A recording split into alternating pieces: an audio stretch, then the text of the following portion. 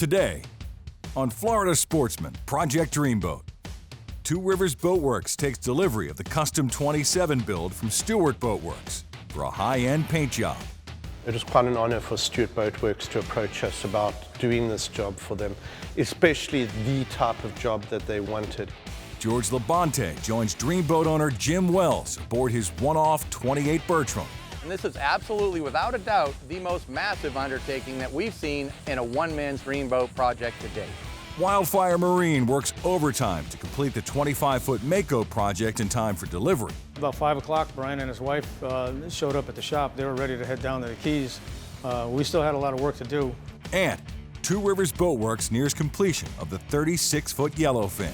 Now we get to the good part where we start making the boat awesome. All coming up on Florida Sportsman, Project Dreamboat. Join us as we follow one-off builds to all-out restorations in Stuart, Florida's Dreamboat District, home to some of the best custom boat builders in the world. From modest to over-the-top, industry experts from the district's premier facilities show how it's done. Fiberglass repair, custom paintwork, engine rigging, electronics installations, and more. And boating editor George Labonte shares the stories of boaters who have already turned their dreams into reality. This is Florida Sportsman Project Dreamboat. At Two Rivers Boatworks, we got contacted by Stuart Boatworks, who happened to be our next door neighbors, about doing a custom paint job on a brand new boat for one of their customers. It was quite an honor for Stuart Boatworks to approach us about doing this job for them, especially the type of job that they wanted. It was not just a normal paint job. It's a custom metallic paint job with possibly two of the hardest colors to get even and straight, no blotches, really, really difficult. When we got this job from Stuart Boatworks, because it's a new build, we were fortunate enough to get the boat in various components, which makes painting a lot easier. We got the cap first. We prepared the cap, we got the base down, we got one coat of clear down on it. Looks awesome. And then we had to prep the tow rail for Monique. Monique came in and did her faux teak, and boy, you're hard-pressed to tell that that's not teak. She did a fantastic job. She's probably one of the best at what she does. She finished up. We got a couple more coats of clear on the boat. We then started prepping the inside of the boat for paint. When you put the metallics on it, it's going to magnify that slight imperfection. So we really took our time and filled and fed that boat until everything was perfect and looked just right. What people often don't realize is that when you paint a boat, 98% of the job is all about the preparation. When the guy comes and he puts his paint over, he's got to be good, but he's only as good as the work that was done before. And I really think that my team went above and beyond in getting the prep work done on that. They worked really, really hard. They worked long hours. And they did a fantastic job, and I'm really proud of the work my team did on that boat.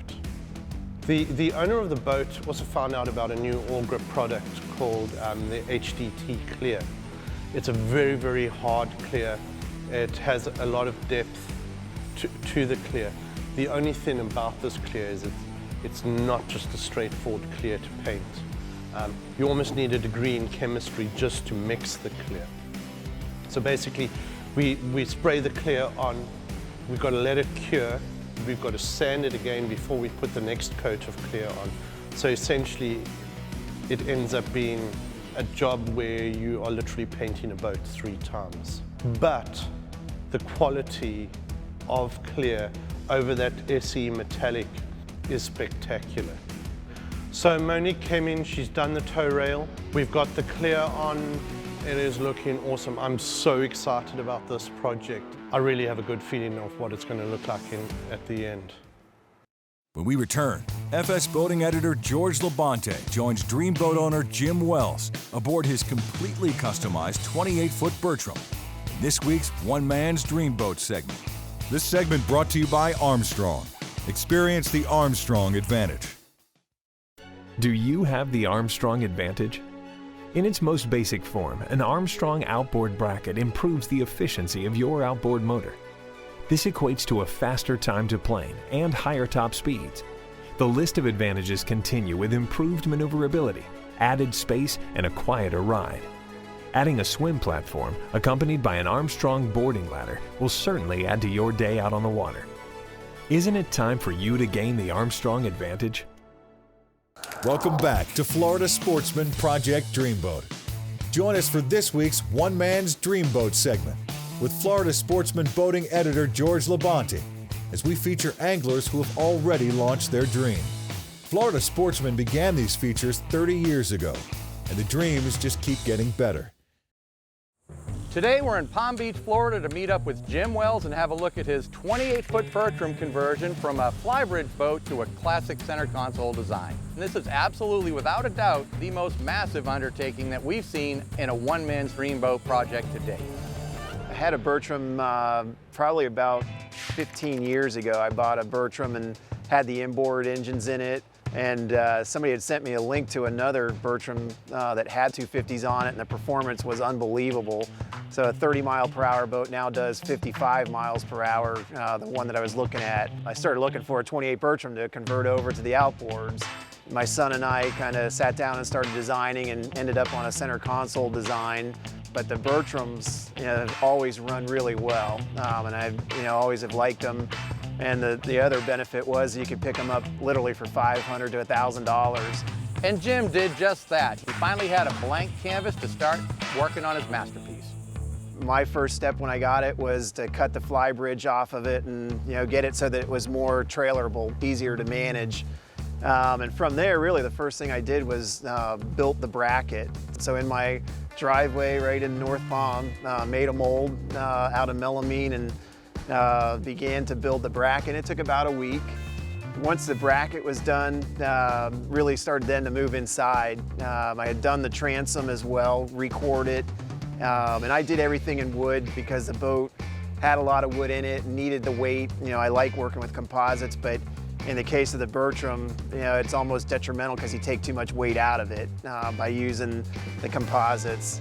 After got the inside, the transom and the bracket done, started actually working on the floor. So at that point, it was a wide open shell inside of it, and really started laying out what I want the decks to look like, where's the fuel gonna go. And on that particular build, I was kind of thinking through it as I was building. And then the next step was really the gunnels. Did some study on what the height should be of those. We're shooting for about 27 inches in the back, and then ran the gunnels up and kind of made those even with where the floor met the hull, and just kind of working through all those details as we went. And about 6 months into it, we had what looked like a center console shell. Then we started designing the console itself, which was a first for me, the way that we actually built that and what it took to build it. So basically made a male mold, decked it out with Divinycell foam, and then began laying up fiberglass on the outside of it, banged out the molds from the inside, and went through the process on the inside. And then the real fun began with the fairing process. So my son and I have faired that console no less than probably 9 times total before we put the first coat of paint on it. And there, really, it was about the finish work. We built the seating arrangement, and it was from there really a lot of fill and fairing on the entire boat. In the middle of all that, we actually rolled the boat over. So had a crane pick it up off the trailer, flip it over 180 degrees so we could grind the bottom off of it. Put a couple coats of epoxy and fiberglass on the bottom of it to strengthen it up and get rid of any of the gel coat blisters, and then refair the entire hull bottom. And then ultimately, once that was done, we were in primer and flipped it back over, and from there it was all fair and finish until we got a paint job. And I built a spray booth, believe it or not, in my front yard and in a residential area, so my neighbors are very forgiving. Sprayed it, put the 250s on it, and it's been spectacular. I mean, it's really run great and exceeded my expectations for sure. And then once it ran good, we We had Birdsall build a walk-around tower, something that I had always wanted, and the tower, I think, finishes the boat off. It's unique, and we definitely get a lot of looks because of it. Start to finish, it was about a 3-year process, from the time we picked it up in Key Largo to the time we got it on the water. Although Jim's not a boat builder by trade, the amount of ability that he shows in this craft is amazing. From fabrication, building molds, finish work, all the little details that make this project so special really show he's transcended the abilities of the average backyard boat worker. We primarily use it, fish off of Palm Beach, love to sail fish. Taking it to Bahamas, it's made its 3rd trip recently and getting ready for its 4th. Just really enjoy getting the family out on it. My son and I tend to use it the most of the 4 of us, but my wife and daughter love it as well. So really for us, it's a family tool, if you will, something for us to all enjoy together. When shooting these segments, I always have a tendency to ask the people, is this their dream boat, and is this the last one they're ever going to do? Now, this boat may be Jim's dream boat for now, but I've already seen his next project underway, and it looks really exciting. I can't wait to see how it turns out. After an initial investment of $700 and spending $75,000 on repairs and custom modifications, the cost of Jim's dream boat comes to a total of $75,700. When we come back, Wildfire Marine puts in overtime on the 25-foot Mako project, with the owner ready for its return to the Florida Keys. This segment brought to you by Bennett, superior by design. 50 years ago, Bennett Marine changed boating forever, inventing the trim tab, helping boaters get on plane faster, reduce bow rise, correct listing, improve efficiency, and increase performance. Over 1 million systems later, worldwide, we offer durable and dependable trim tabs and hatch lifters for all boat sizes. Your only source for both hydraulic and electric systems. Industry-leading innovation, plus the best warranty and service available. Get Bennett on board and enjoy the ride. Welcome back to Florida Sportsman, Project Dreamboat. Join the team at Wildfire Marine as they finalize the 25-foot Mako project on deadline for its journey back to the Florida Keys. Here on Brian's 25 Mako, this wasn't one of our full restorations. This came in for just some repair work. We ended up doing a little bit more than we expected, but about 5 o'clock, Brian and his wife showed up at the shop. They were ready to head down to the Keys. We still had a lot of work to do. You get a little nerve-wracking when you're testing because you hope every switch you turn on works, which thankfully everything did. And so he got the boat. We left about 9 o'clock. He texted me the next day. He had taken the boat out, and he said the boat ran tremendously better than it did before, and he's thrilled beyond belief. So this was my grandfather's boat. I grew up fishing on his lap here on the boat, and you know, we call him Papaw. And so I named the boat Papaw's Legacy. He means a lot to the family. He's always been kind of like the nucleus to the family, and you know, and he's always taken care of us in many ways. And you know, redoing this boat was a way to give back and show him that, you know, we got this covered. Oh, the improvements he put on it are just overwhelming. It just blows my mind. Like the name, like everything about it. Brian is my #1. It was my main goal, you know, as he gets up in age, to get him back out here and enjoy it. I wanted him to see, you know, that it's in good hands. It's going to be taken care of for the next generation. When Brian, I gave it to him, then he started refurbishing it. He loved it, and all of them did, but he's the only one that was able financially to take on the project. He's been through quite a few engines, you know, older school, like 2 strokes, loud, very loud.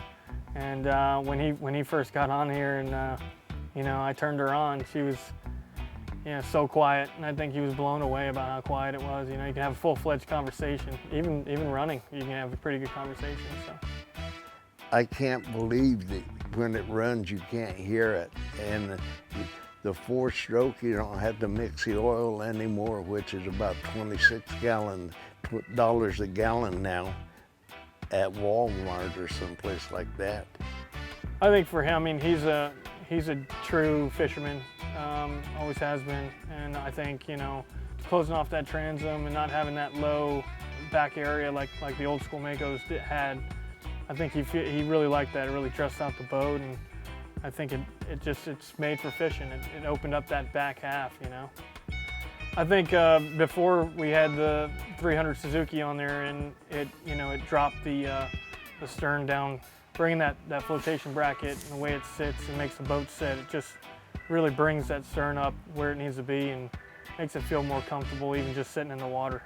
I think adding the Armstrong bracket's a big game changer for, you know, scuba diving and snorkeling. You know, we like to go to Lou Key right off here in Ramrod, and I think my kids and my father will enjoy it. My dad likes to dive, and I'm the captain while he does it, and I think he's going to love getting in and out of the boat. Adding the trim tabs definitely is also a game changer. Puts the boat on plane quicker, makes for a better ride completely. You know, it's a complete change from the way it was, you know. A lot more modern look, obviously, but everybody can still identify it as an old school classic Mako, which is really cool, you know. When we're going out there to use the boat, we get stopped a lot, and people ask us, you know, wow, is that an old Mako? And we're like, yeah, and they say we did a good job. You know, I feel like we did. I feel like he likes it. I think he's gonna, you know, he enjoyed going out on it for sure. You know, brought him back a little bit, you know. Well, every time we go someplace, everybody's commenting on it. And he says his agreement with it, I guess, is that he's going to keep it for everybody down here, and it'll be here when he's gone. Obviously, this being a legacy boat, I want to carry it on from generation to generation, make it last as long as possible. I want to eventually possibly pass this on to my family, my kids. I have 2 daughters, beautiful daughters, and I'd love for them to get into boating, and it seems like they already have, and I want them to enjoy it. I want to teach them things that I've learned from Papa, my grandfather, and you know, hopefully carry on the tradition. I think it's very important. When we come back, Two Rivers Boatworks continues rigging on the custom 36-foot Yellowfin. This segment brought to you by Suzuki Marine, the ultimate outboard motor.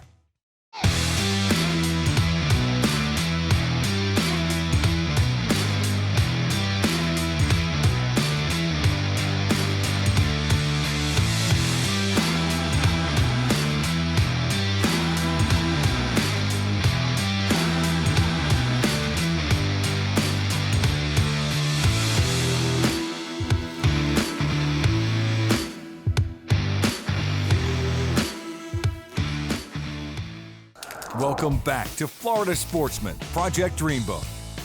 Join the crew at Two Rivers Boatworks as they continue rigging on the 36-foot Yellowfin. Okay, so over at Two Rivers Boatworks, we've got a 36 Yellowfin in. It's had an extensive amount of work done. It's over in rigging now, and one of the most exciting things for me when we're rigging a boat is putting a really hardcore sound system in. And we've added a few extra subs, another amplifier.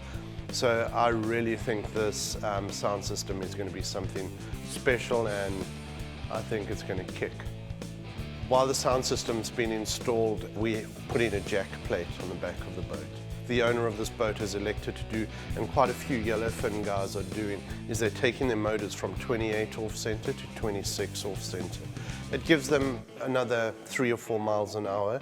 You need to bear in mind that these boats were not designed to have the motors at 26 off center.